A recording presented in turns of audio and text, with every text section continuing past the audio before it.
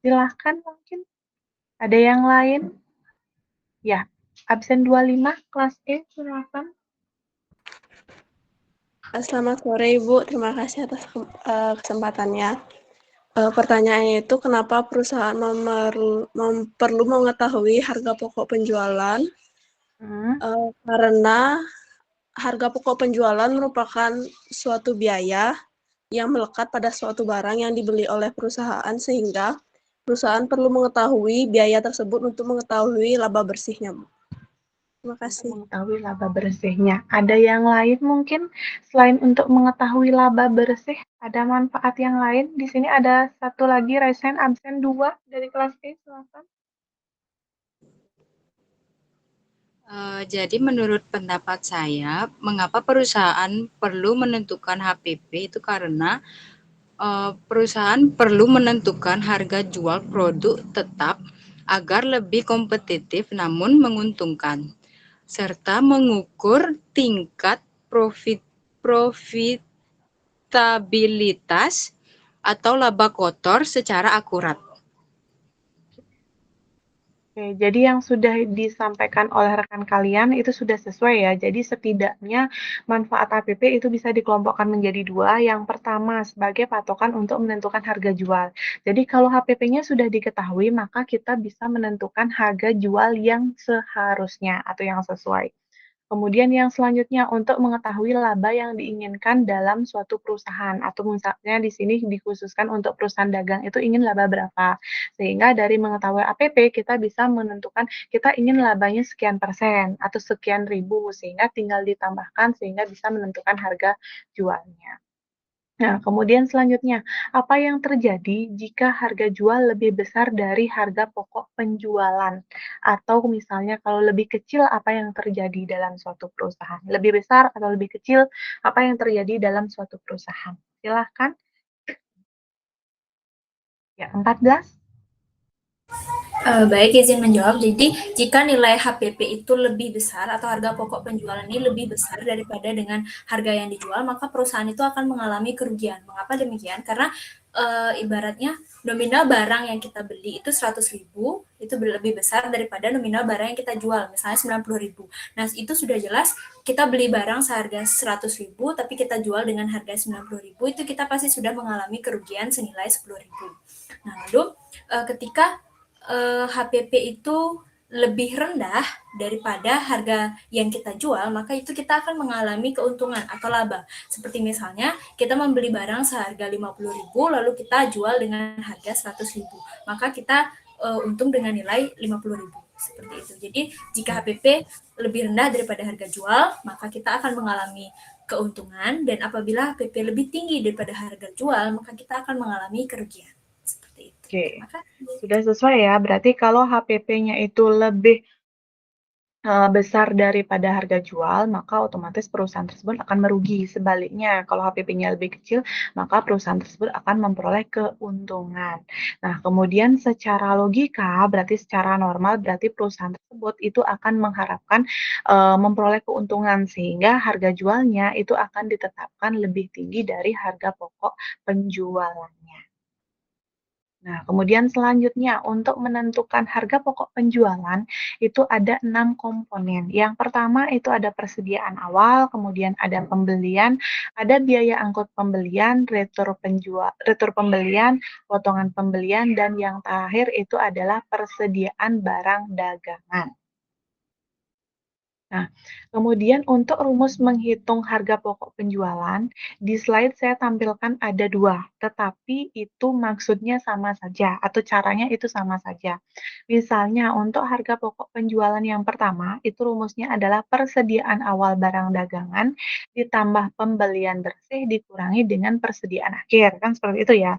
Persediaan awal itu yang mana sudah kita pelajari sebelumnya, di mana persediaan awal itu adalah persediaan yang terjadi di awal periode. Misalnya kalau di bulan Januari, misalnya persediaan awalnya itu adalah persediaan yang tanggal 1 Januari, sedangkan persediaan akhirnya itu adalah persediaan yang akhir periodenya. Misalnya di Januari itu ada tanggal 31 Januari. Kemudian persediaan akhir di 31 Januari itu akan menjadi persediaan awal di periode periode berikutnya atau persediaan awal di bulan Februari. Ya, itu untuk menentukan persediaan awal dan persediaan akhir. Kenapa? Itu sebenarnya susah-susah gampang ya, tapi kalau kalian salah menentukan, otomatis perhitungan HPP-nya juga nanti akan salah. Selain itu, di soal itu juga kadangkala tidak disebutkan yang mana persediaan awal, yang mana persediaan akhir, tapi biasanya diberikan keterangan tanggal. Ya, jadi itu tolong diperhatikan. Jangan hanya melihat posisinya paling atas, oh dia persediaan awal, jangan hanya seperti itu. Jadi bisa diperhatikan tanggalnya atau mungkin keterangannya itu persediaan awal atau persediaan akhir.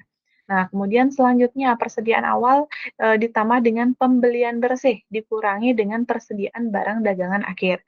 Persediaan awal dan akhir sudah, selanjutnya pembelian bersih. Pembelian bersih untuk mengetahui pembelian bersih bagaimana cara menghitungnya?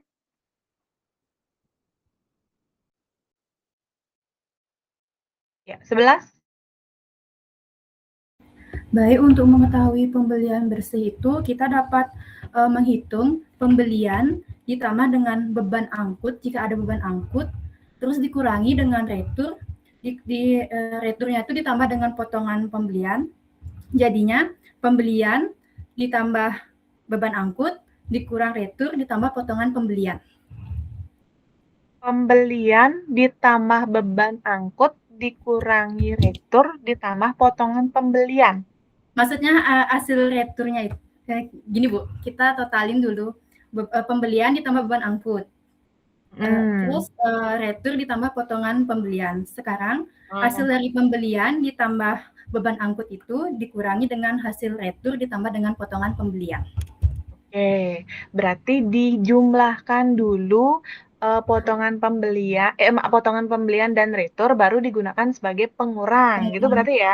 Atau mungkin singkatnya pembelian ditambah beban angkut dikurangi retur dikurangi dengan potongan. Ya. Oke, itu untuk potongan pembelian. Kemudian selanjutnya HPP. HPP yang kedua ya. Yang kedua HPP itu sama dengan barang yang tersedia untuk dijual dikurangi dengan persediaan akhir. Nah, sama seperti tadi persediaan akhir itu sudah diketahui. Kemudian barang yang tersedia untuk dijual otomatis kalian perlu menghitung kalau belum ada hasilnya atau belum ada angkanya. Berarti untuk menghitung barang yang tersedia untuk dijual caranya bagaimana? Ya, 14. Untuk menghitung barang yang tersedia untuk dijual itu yang pertama kita harus mengetahui nilai persediaan awal. Jadi cara menghitungnya adalah persediaan awal ditambah dengan pembelian bersih itu tadi. Jadi yang dimana barang tersedia untuk dijual ini adalah seluruh barang yang siap untuk dijual, yaitu barang persediaan awalnya dan pembelian pada periode itu. Persediaan awal ditambah dengan pembelian. Berarti intinya sama ya seperti ini ya. Jadi sama seperti rumus yang paling atas, persediaan awal ditambah pembelian bersih. Dan di sini hanya disebutkan istilahnya bahwa persediaan barang dagangan awal ditambah dengan pembelian bersih itu disebut dengan barang yang tersedia untuk dijual. Ya, jadi nanti kalau ada yang memang perlu di-screenshot atau perlu dicatat itu silakan. Ya, materi saya tidak kirimkan kembali. Kemudian selanjutnya, nah ini sudah disampaikan tadi ya, barang yang tersedia untuk dijual itu sama dengan persediaan awal barang dagangan ditambah dengan pembelian bersih. Pembelian bersih itu apa? Sudah juga disampaikan oleh rekan kalian tadi ya. Jadi pembelian ditambah beban angkut dikurangi retur dikurangi potongan pembelian atau retur dan potongan pembelian itu ditambahkan terlebih dahulu kemudian digunakan sebagai pengurang. Nah, di sini biasanya ada yang menyebutkan dengan istilah pembelian bersih, tetapi ada juga yang menyebutkan dengan istilah harga pokok pembelian. Ya, jadi HPP itu tolong diperhatikan apakah harga pokok pembelian atau harga pokok penjualan. Ya, tapi biasanya yang pada umumnya digunakan itu kebanyakan HPP itu adalah harga pokok penjualan. Tetapi ada beberapa sumber atau referensi yang bukan menggunakan istilah pembelian bersih, tapi menggunakan istilah harga pokok pembelian. Ya, tapi itu maksudnya sama. Itu untuk, perhitungan HPP. Kemudian yang selanjutnya, menghitung barang yang tersedia untuk dijual, berarti sama seperti tadi. Kalau yang tadi kan persediaan awal ditambah dengan pembelian bersihnya. Nah, di sini pembelian bersihnya itu dirinci kembali bahwa pembelian ditambah beban angkut dikurangi retur, dikurangi dengan potongan pembelian. Kemudian persediaan akhir yang tersedia itu adalah persediaan yang ada di akhir periode dan itu dapat digunakan juga atau menjadi komponen juga untuk menghitung HPP-nya. Ya, kemudian untuk rumus sudah disampaikan tadi ya, berarti untuk menghitungnya saya rasa tidak begitu masalah, karena tinggal menjumlahkan saja atau mengurangi saja atau mungkin bisa dikatakan perhitungannya masih sederhana, kan seperti itu ya. Kemudian kita lanjutkan kalau dalam bentuk bagannya bagaimana. Nah, kalau dalam bentuk bagan seperti ini. Jadi paling atas seperti yang sudah kalian ketahui tadi berarti ada persediaan awalnya berapa, silahkan diisi di sini angkanya, kemudian pembeliannya berapa, silahkan di sini diisi angkanya, kemudian beban angkut pembelian berapa, silahkan diisi di sini angkanya, kemudian dijumlahkan. Kemudian kalau di sini sudah dijumlahkan, diamin dulu di sana atau biarkan dulu di sana, kita lanjut menghitung atau menjumlahkan returnya berapa, potongannya berapa, totalnya dibuat di sini. Kemudian kalau sudah dibuat di sini, maka digunakan untuk mengurangi ini. Ya, kemudian kalau hasil pengurangannya tersebut itu dibuat di sini disebut dengan pembelian bersih. Kemudian kalau pembelian bersih sudah diketahui, kalian bisa menghitung barang yang tersedia untuk dijual, itu sama dengan persediaan awal ditambah pembelian bersih. Kemudian dibuat hasilnya di sini. Kemudian kalau sudah ada data persediaan akhir, tinggal kalian isi di sini. Kemudian untuk memperoleh HPP itu adalah barang yang tersedia untuk dijual dikurangi dengan persediaan barang dagangan akhir. Sampai di sana ada masalah? Ada? Tidak ya? Sudah di luar kepala ya? Oke. Kalau tidak ada, saya lanjutkan ke contoh. Nah, di sini ada contoh perhitungan HPP, sudah ada nama perusahaannya, kemudian sudah ada persediaannya, pembelian, dan seterusnya. Dari soal ini, persediaan akhirnya yang mana? Persediaan awalnya yang mana? Silahkan. Kelas F ada suaranya mungkin bisa diwakilkan temannya? Dari tadi belum ada yang berpartisipasi. Oke, kalau tidak ada yang pertama di sini absen 14 silahkan. Baik, di sini untuk yang persediaan dagang awal yaitu tentunya yang ada di awal periode yaitu adalah persediaan barang dagangan tanggal 1 Januari senilai 4.500.000. Lalu untuk persediaan barang akhir yaitu adalah persediaan yang ada di akhir periode yaitu pada tanggal 31 Desember senilai 5.400.000. Terima kasih. Jadi persediaan awalnya itu yang tanggal 1 Januari sedangkan persediaan akhirnya yang tanggal 31 Desember. Kemudian selanjutnya persediaan awal sudah diketahui, akhir sudah diketahui, pembelian bersihnya berapa? Ada yang mungkin bisa menghitungnya? Dengan kalkulator boleh, tidak perlu share screen, mungkin ini orek-orek saya Bu, tidak perlu seperti itu. Jadi bisa disampaikan saja, pembelian bersih diperoleh dengan ini, ditambah ini, tambah ini nilainya segini, itu nilainya segitu, berarti ini ditambah itu sama dengan ini. Silahkan, 21 sudah ada? Izin menjawab Ibu, untuk pembelian bersihnya itu kita tambahkan dulu pembelian seharga 10 juta tadi, ditambah dengan beban angkut pembelian itu ada 500.000. Kemudian dikurang dengan potongan pembelian 150 dan retur pembelian 800.000, totalnya adalah 9.550.000. Retur pembelian tadi digunakan sebagai pengurang atau penambah, Dek? Pengurang Ibu. Pengurang, oke. Oke, jadi untuk hilang ya.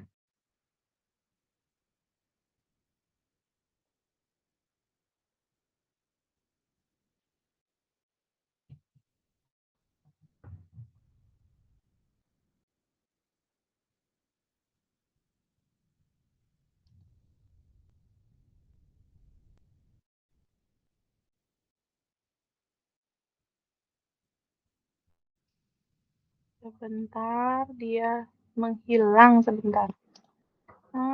CPMK.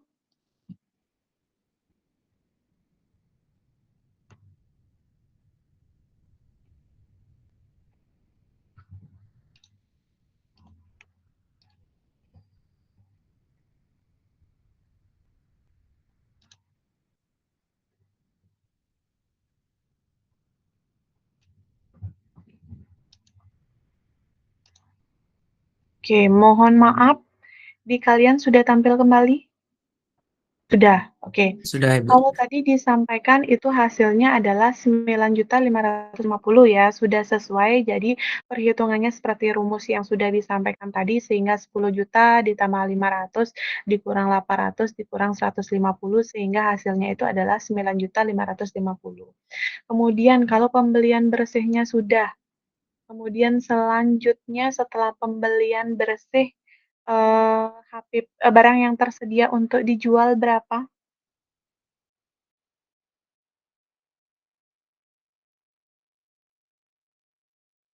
Berapa barang yang tersedia untuk dijual?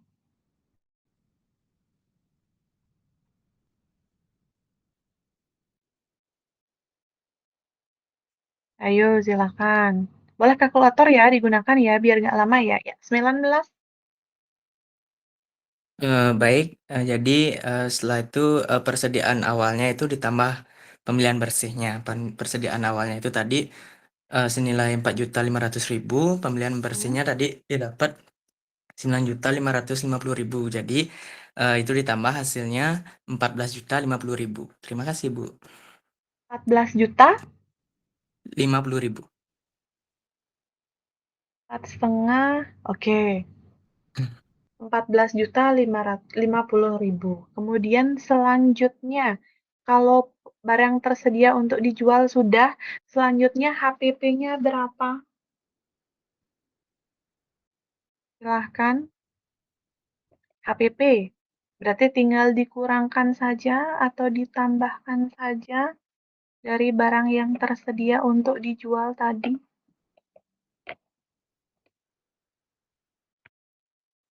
HPP-nya berapa? Silahkan. Harga pokok penjualan. Oke, absen 7. Jadi untuk HPP-nya itu ada tadi yang udah barang tersedia untuk dijual itu dikurang dengan persediaan akhir yang dimana barang yang tersedia untuk dijual itu tadi jumlahnya 14.050.000 dikurang dengan persediaan akhir yaitu 5.400.000. Jadi untuk hasilnya itu 8.650.000. 8.650.000. Sudah sesuai ya. Jadi HPP sama dengan persediaan awal ditambah pembelian bersih dikurangi persediaan akhir. Sehingga 4.500.000 ditambah 9.550.000 kemudian dikurangi 5.400.000 sehingga hasilnya itu adalah 8.650.000. Kemudian selanjutnya, kalau tadi sudah diperoleh dengan menggunakan rumus, kalau di sini kalian bisa lihat tampilannya itu dalam bentuk bagan. Jadi kalau dalam bentuk bagan ataupun menghitung satu per satu seperti tadi, hasilnya itu akan tetap sama.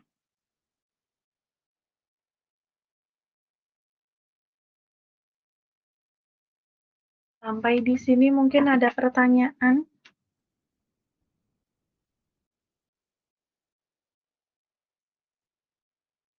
Ada pertanyaan? Silahkan. Mohon izin Ibu, sejauh ini Ya. belum ada yang ingin ditanyakan. Terima kasih, Bu. Ada, oke. Kalau belum ada, di sini kan kita sudah menghitung HPP. Nanti kalau tidak salah ada di pengantar maaf, di akuntansi manajemen kalian akan menghitung HPP kembali dan biasanya di sana adalah perhitungan HPP-nya dengan membandingkan metode periode dan metode perpetual. Nah, hasilnya itu ada kemungkinan akan sama apabila menggunakan dua metode, ada yang berbeda. Kalau jumlah persediaannya itu tetap atau sama, maka hasilnya akan sama antara periode dan metode perpetual. Tapi kalau jumlah persediaannya itu berubah atau berbeda, maka otomatis hasilnya antara periode dan perpetual itu juga berbeda. Ya, Kemudian selanjutnya untuk materi hari ini sudah habis, tidak begitu banyak materi. Kalau tidak ada pertanyaan, di sini saya ada berikan satu tugas. Nah, sudah tampil di layar kalian. Tugasnya mungkin bisa difoto atau mungkin kalau mau dicatat silahkan. Ini tugas yang kedua. Jadi hari ini saya berikan tugas ini dan satu tugas lagi. Satu tugas yang ini untuk menghitung sesuai dengan yang sudah tampil di layar. Silakan mungkin dibaca terlebih dahulu. Kurang lebih soalnya sama seperti yang tadi kita bahas, hanya saja angka-angkanya yang berbeda. Ya, kemudian ini sudah, ini kalian buat lanjut di bukunya sebagai tugas kedua. Ya, kemudian selanjutnya saya tambahkan satu lagi yang mungkin minggu lalu belum dibuat di tugas pertama. Kalau tugas pertama minggu sebelumnya itu kan saya berikan tugas untuk mencatat jurnal dalam bentuk atau dengan menggunakan metode periode, kan seperti itu ya. Kemudian tadi disampaikan itu tidak ada masalah. Kemudian saya tambahkan soalnya di jurnal tersebut, karena pencatatan periode sudah, kemudian saya tambahkan keterangan di yang tugas sebelumnya, yaitu pada saat dilakukan penyesuaian, itu ada informasi persediaan awalnya itu adalah 100.000, kemudian persediaan akhirnya itu adalah 150.000. Jadi kalian buatkan dia jurnal penyesuaiannya di metode periode. Nah, di metode periode sebelumnya kan akun-akunnya sudah, kemudian karena dia dilakukan perhitungan di akhir periode, maka otomatis itu akan dilakukan penyesuaian, kan seperti itu ya. Nah, penyesuaian itulah yang kalian buatkan di bawahnya. Kemudian baru dilanjutkan dengan tugas yang kedua tadi. Nah, jadi ada dua tugas. Sampai di sana ada pertanyaan? Cukup? Oke, kalau cukup beberapa mengangguk ya, jadi saya asumsikan mewakili semuanya. Kalau memang belum mewakili semuanya, jadi silahkan ditanyakan kembali ya. Kemudian itu tugasnya, kemudian seperti yang sama minggu lalu, silahkan dikerjakan di buku tugasnya. Untuk sementara tidak perlu di-scan atau di-upload ke Google Drive atau ke portal, itu tidak perlu dulu, karena pertemuan selanjutnya itu kan sudah dilakukan secara offline. Jadi otomatis mungkin akan saya sesuaikan nanti pada saat offline mungkin bukunya dikumpulkan semuanya atau mungkin sementara saya cross check dulu beberapa di random dikumpulkan ke depan atau seperti apa kita sesuaikan. Intinya waktu pengerjaan kalian itu maksimal di pertemuan selanjutnya atau sampai pertemuan selanjutnya itu sudah selesai. Jadi jangan sampai nanti pada saat minggu lalu, "Dek coba bawa ke depan tugasnya," misalnya seperti itu ya, kan saya random misalnya. Bawa ke depan tugasnya, "Bu, maaf Bu, saya belum selesai," atau mungkin saya belum mengerjakan, jangan sampai seperti itu. Ya, jadi waktunya itu sudah saya berikan 1 minggu, jadi kalau misalnya pertemuan offline di kelas, mungkin akan saya suruh maju ke depan, nunjuk seperti itu, atau mungkin silakan kerjakan di depan atau di kelas. Tapi kalau misalnya sekarang online online rasanya kurang efektif kalau saya menunggu di Zoom meeting kalian mengerjakan, seperti itu ya. Jadi silahkan nanti di sisa waktunya itu dikerjakan, intinya sudah harus selesai sebelum pertemuan berikutnya. Sementara tidak perlu dikumpulkan, kecuali mungkin nanti perkuliahan online-nya ditambah, sehingga kemungkinan akan saya suruh untuk mengupload ke Google Drive ataupun mungkin ke portal. Ya, sampai di sana untuk tugasnya ada pertanyaan? Atau ada yang kurang jelas, silahkan. Mungkin bisa dibaca dulu atau mungkin bisa didiskusikan sebentar sambil menunggu saya melakukan absensi sebentar ya.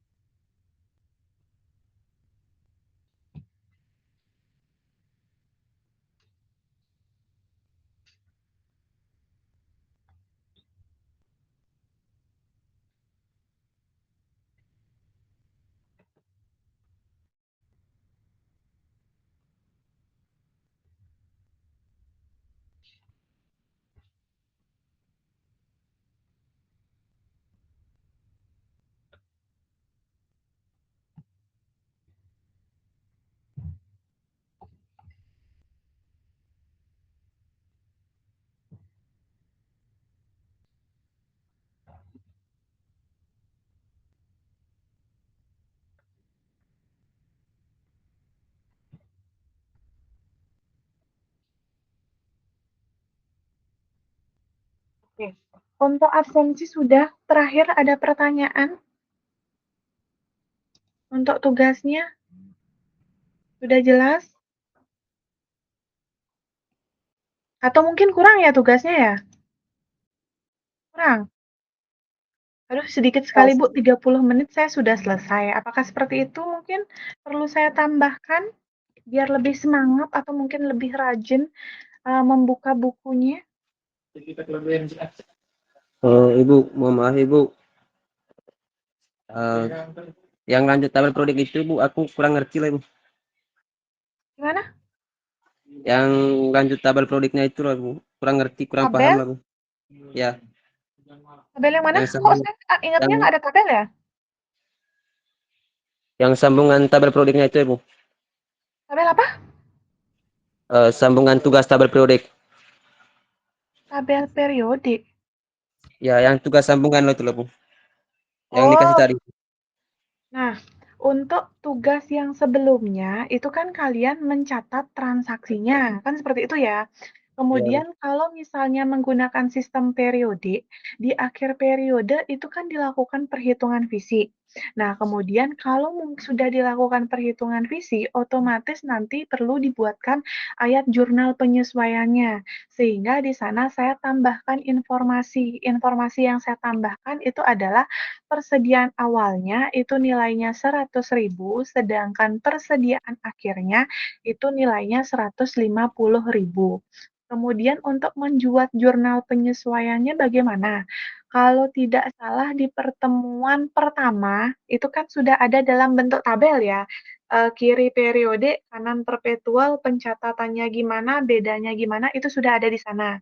Kemudian untuk melihat ayat jurnal penyesuaiannya itu di sebelah mana, kalian cari di paling bawah ayat jurnal penyesuaian di bagian kolom periodiknya. Jadi kalian silahkan kira-kira menggunakan akun-akun tersebut, nilainya silahkan disesuaikan. Ada lagi? Ada lagi mungkin silahkan.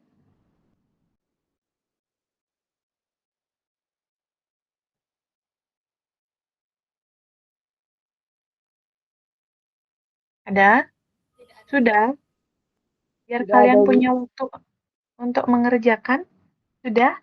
Berarti kalau memang sudah, untuk hari ini kita akhiri, sisa waktunya silakan digunakan untuk mengerjakan tugas. Tapi kalau memang Ibu Novia mau langsung mengisi, silahkan ke ibunya dulu atau ikuti kelasnya terlebih dahulu, kemudian tugasnya bisa dikerjakan nanti.